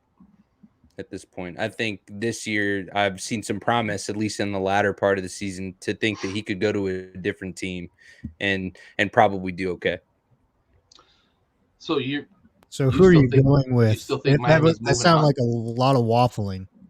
No, it's not waffling. That's I'm gonna go Fins for sure. Okay. Wow, we're unanimous. I'm gonna go Fins. We're unanimous. Yeah. Let's go Fins. Let's do it. Yeah, I'm in. I think they're motivated to knock off a division rival here at the end of the season. We are unanimous.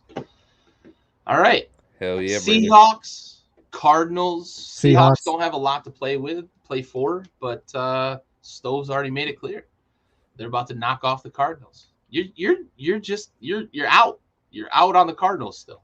Yeah, still am. Okay. Raul? Cardinals, Seahawks? I'm going to pick Cardinals, but not because of the Cardinals. It's just going to be because of the Seahawks. Like, I think the Seahawks are in worse shape. And I think Kyler, this shit with Kyler has been maybe a correctable thing as far as what we've seen in the last few weeks. Last weekend excluded.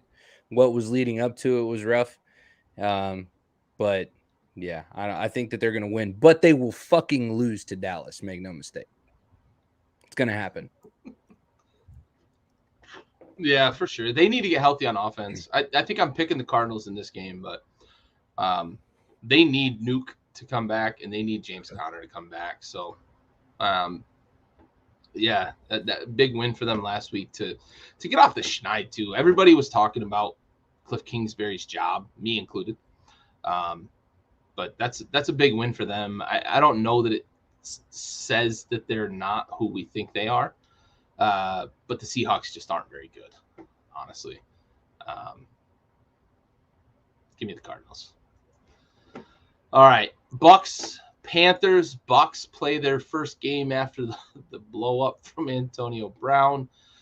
They've got to figure out who their weapons are going to be on offense, and this might be a good game for them to do so against a really bad Panthers team. I assume we're all on the Bucks in this one. Okay. Do you think that the Bucks figure out who that third option is? They've got Evans, they've got Gronk. The first option in the running game is obviously Fournette, but do they figure out if Tyler Johnson or this Grayson kid can do anything? Or are we just kind of seeing the Bucks be depleted and that's going to just be who they are?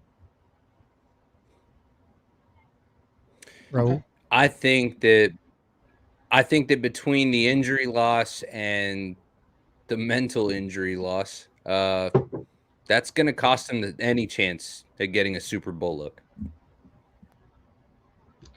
So, do you agree? I agree, but I think what better way or what better person to see if there is anything with those guys than Tom Brady. Oh, for sure.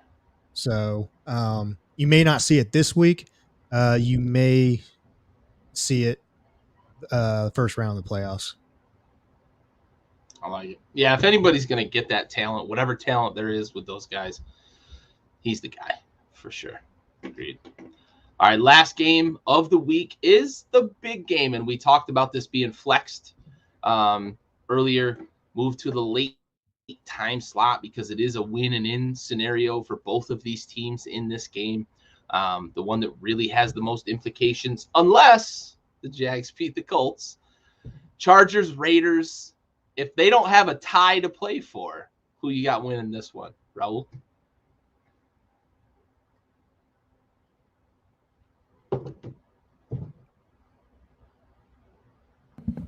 Hold on. I was just trying to check in and see if Justin Herbert's team was actually going to show up and support him. I'm going to go with the Chargers. So they are. Yeah. All right.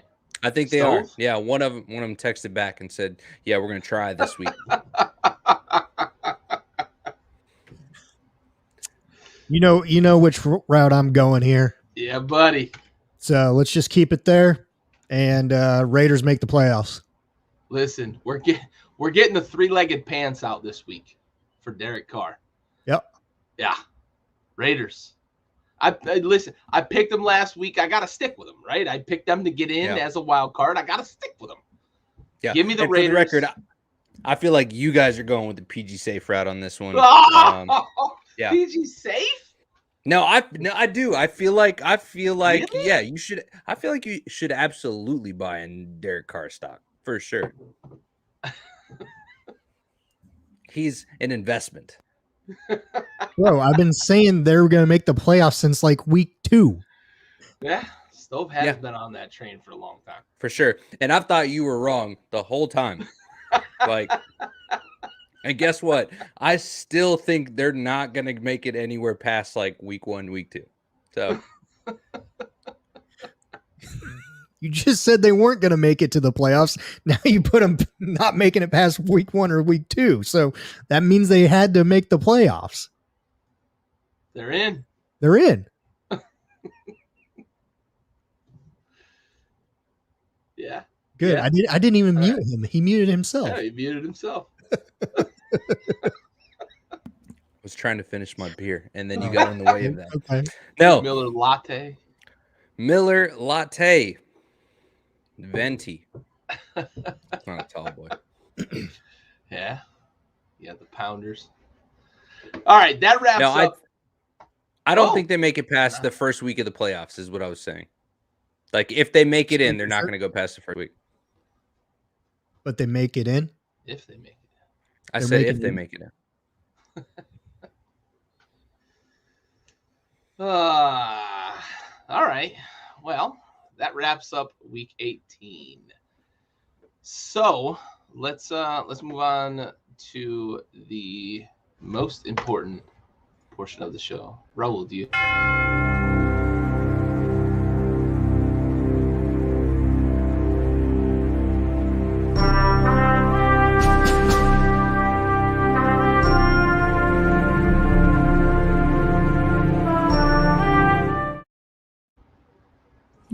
All right. This episode is going to be dedicated to Army Captain Ernesto M. Blanco, who passed away December 28, 2003, serving during Operation Iraqi Freedom. He was 28 years old, from San Antonio, Texas, assigned to 1st Battalion, 504th Parachute Infantry Regiment, 82nd Airborne Division, based in Fort Bragg, North Carolina. He was killed while conducting a support mission when an IED hit his vehicle in Kiryat Ash-Shababi, Iraq. And another honorable mention to this week's salute is a woman who in 1941 volunteered into the Women's Voluntary Service in World War II, 99-year-old Betty White. So we have the watch.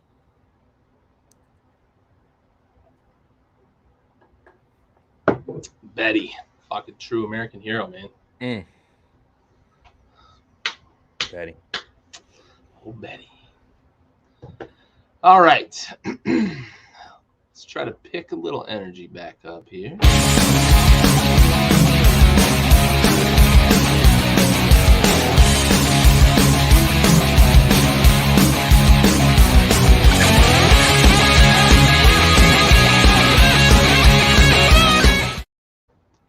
Yeah. So pick that angry. All right. Capper Facts. Big Ben is a Big first Ben ballot. is a really first ballot Hall of Famer. Capper Facts. Stole. Let's go one. First. Cap. Okay. Why?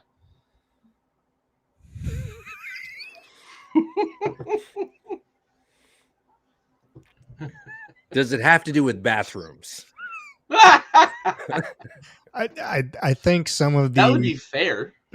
I think some of the off the field activities get in the way for a first ballot Hall of Fame.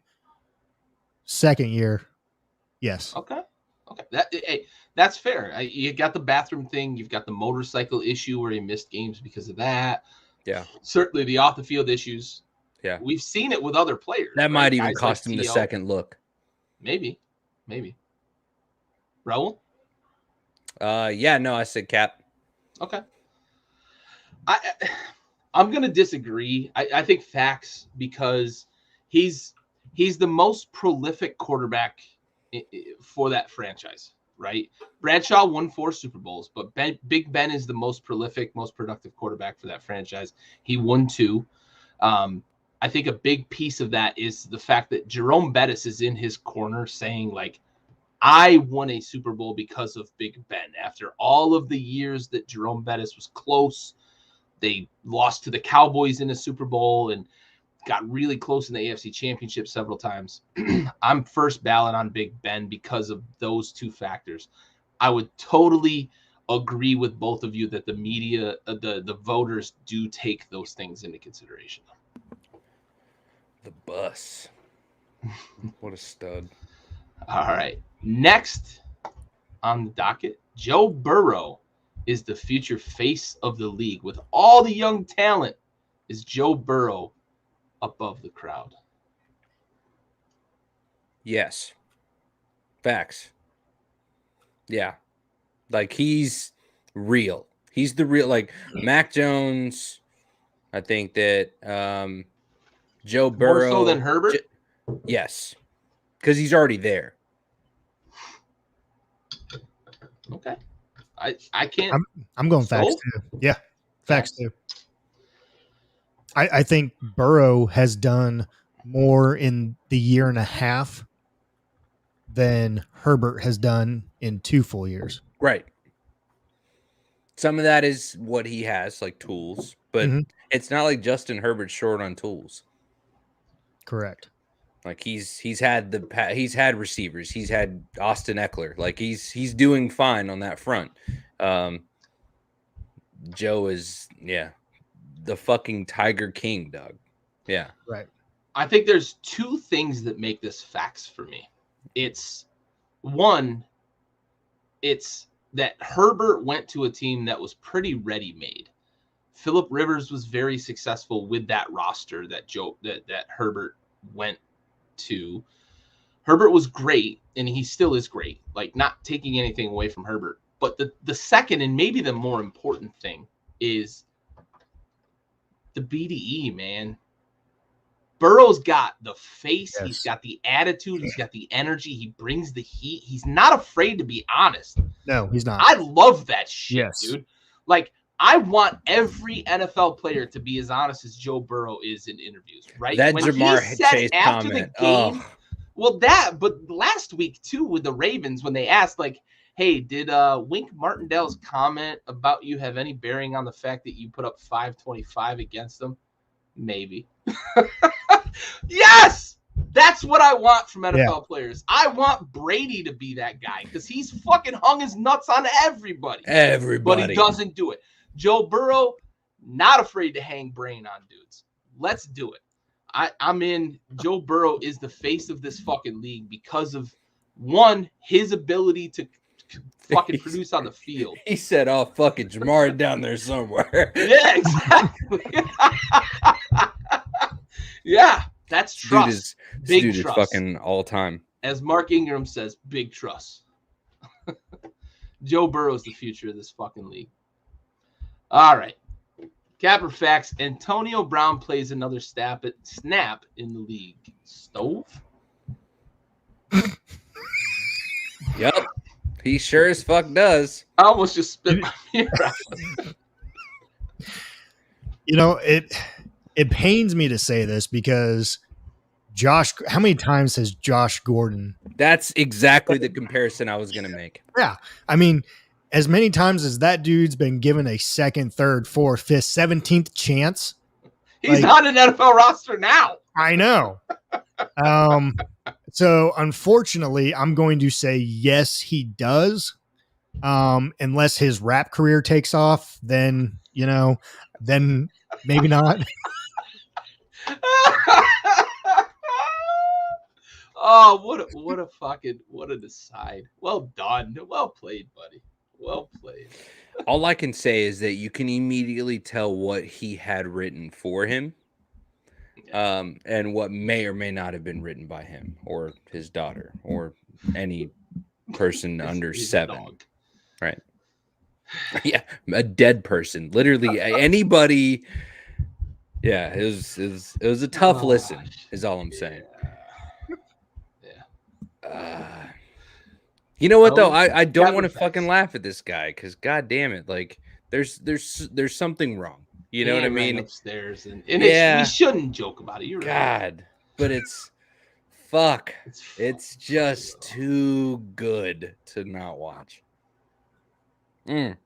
So yeah, facts. He will definitely play another snap as long as there's soulless people in the NFL. He's gonna have a career. I went back and forth on this one a lot because I think that this is something that could look like the last straw, but it's facts, man. He's too fucking good. Some team's gonna find a purpose for him. Facts. If he was a scrub, this wouldn't be a conversation. Right. Like, yeah. If he didn't have 7 of the most dominant years by a wide receiver in the history of the league, we wouldn't be talking about this. All right, and a little special one that Stowe snuck in for us. Capper Facts, Washington football team's new name will be the key piece to turning around a franchise that has been irrelevant for the past 3 decades. And that is a very, very accurate number because exactly 30 years ago, they won their last Super Bowl. Stove?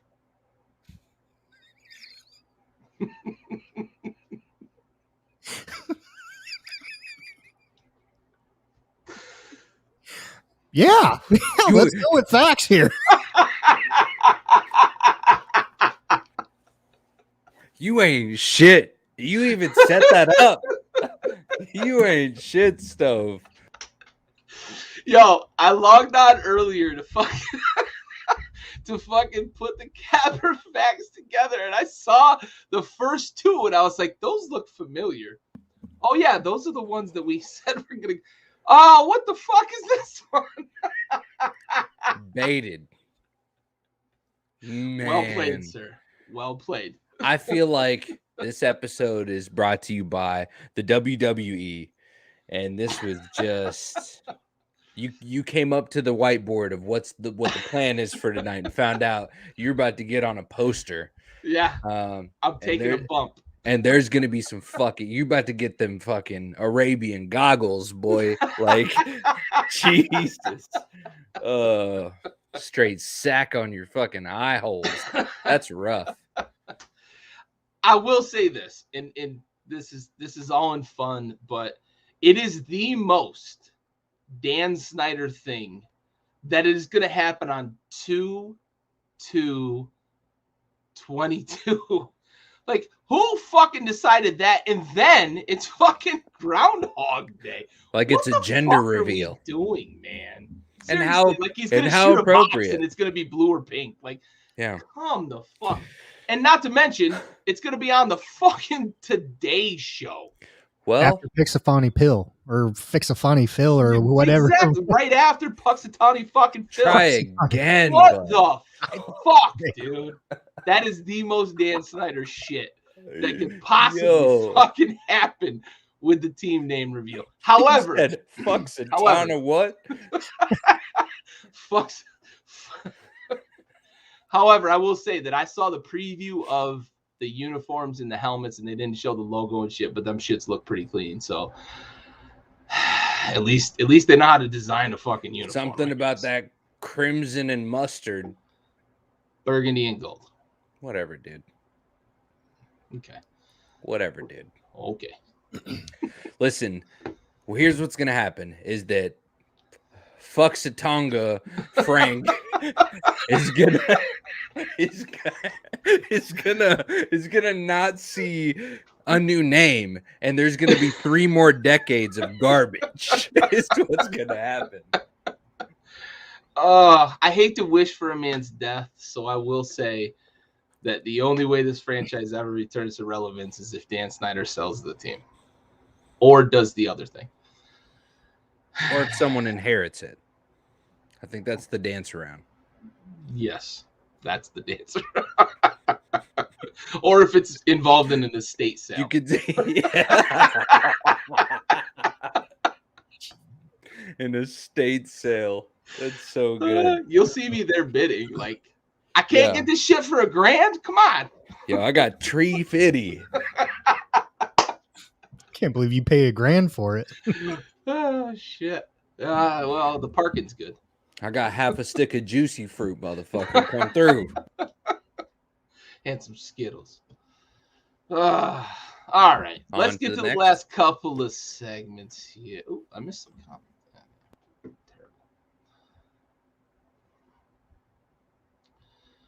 All right, I'll lead off here because I bitched about it earlier and went on a rant, but the Seahawks and the fucking Lions. DK Metcalf and Amon-Ra St. Brown combined for 60 plus fucking fantasy points to knock me off in the fantasy playoffs. Fuck you guys for throwing DK Metcalf a touchdown at the 1 yard line on 1st and goal. Like, get the fuck out of here. Thanks, Haskins, you fuck. Raul, what do you got, buddy? I mean, it's a pretty petty one, I'll be honest, but you know what? I want to thank Haskins for the organization that won't even go as far as to secure their guardrails. And so much so that even the opposing team's quarterback writes a letter requesting a follow-up to this situation where he expresses that he feels like he was the only one that paid attention to the fact that, 1, that it happened, and 2, that people could have been severely injured. So for that, to the Washington football team, to the Snyder family, and to most importantly, Haskins, thank you. Counterpoint, they were Philly fans. Fuck them. Stove? No doubt. No doubt. No argument there. No further questions. Yeah. The defense rests. Stove? Oh!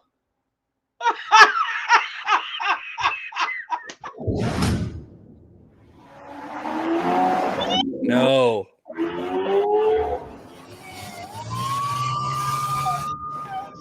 Speaking of fucking CTE or boy.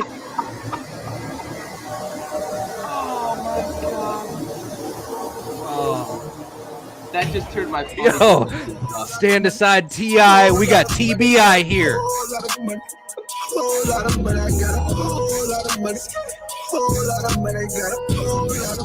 You can't hold nothing from me.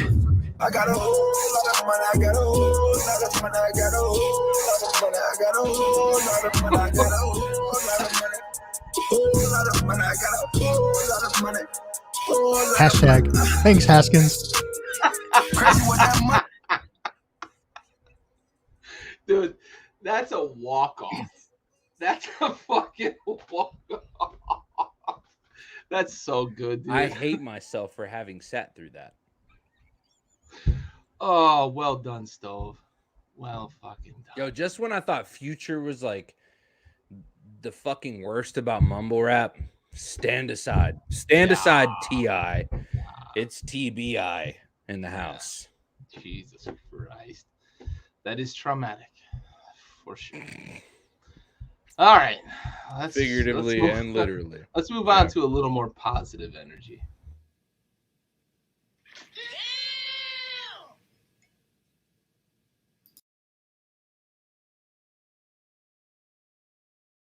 Stove, the floor is yours. How do you follow that up?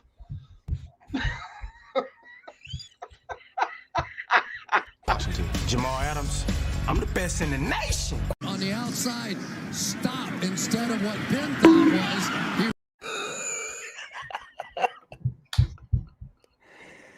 Oh, Christ. That is such a good throwback. That's so good. Oh my God, I'm gonna piss myself. The sound effect is absolutely fucking one, Christ. uncalled for, and two, perfectly placed. Yep. Oh, Oh, Jamal Adams, the gift that keeps on giving. Raul, what do you got? Oh shit. I can't even follow that. Look, mine's just, it's kind of a sad one because I really wanted to see Becky Hammon take head coach of the San Antonio Spurs. God damn it. But 100% damn K respect. Yeah. Yes. I mean, fuck yeah. Secure the bag, girl. Bag. Yes. Secure the bag. Highest paid WNBA coach, Las Vegas Aces. She's going to finish the season with the Spurs. She's going to go to Las Vegas and start next year as head coach. But good for her for securing the fucking bag. I mean, good for her. Yes. But I wanted her to be Pop's successor. That's the only thing as a Spurs fan. I wanted that because it would have been perfect. She would have had Timmy right by her side. The team was going to be in good hands. It still will be eventually, but yeah, it's just not going to be with her. But yes, so Becky Hammon, damn K. I think we've run into a situation there that's very similar to the Patriots, where like everybody expected Pop to be retiring soon, and I think he's got different plans. So I think that was the conversation he had with Becky Hammon, was like, you've got this opportunity, you should take it. I would have loved to see her take over the Spurs. I'm with you 100%. Oh, yeah, that would have been so great. For sure. So great. I trust the fact, like, I have 100% faith that Pop was involved. Yeah. And there was probably some mentorship or some that didn't happen in a vacuum. Absolutely. Yeah, for sure. I think he was an active participant, or if not a contributor to at least her ear, just trying to help her weigh her options. And that's just the kind of guy that Pop is as a coach, as a boss. So yeah, 100%. Good for her. Fuck yeah. Market for sports. Anyway, it's hard. It's hard to follow up both of those because that's really good. But I'm gonna get a little sentimental too, as you did, Raul. My damn K moment for the week is Big Ben going back to the bench that he sat with Pouncey at the end of last year for a moment, and then walking essentially the entire stadium, shaking hands, touching fans that they were all walking down from all the way up in the nosebleeds down just to get. And this time it was consensual and it was in public. Valid point. Twisted. But yeah, it was a great moment. And then, at the end of it all, he walks, has a moment with his wife, his kids, his mom, his dad. It was a great moment at the end of a great career on the field, in a great Pittsburgh Steeler. So for that, Big Ben, salute you, man. Damn K. All right. That brings us to our conclusion. So I'm going to open the floor. Stove, you got any closing comments here? Go Cowboys. How about them Cowboys? How about them fucking boys, son? Fly, Eagles, fly, I guess I'll finish with. Never thought I'd say that, ever in my life. Yeah, well, you're spineless, so it makes sense. All right. For Big Stove and Raul, I'm Gary. This has been the Blitz. We are out. Gang, gang.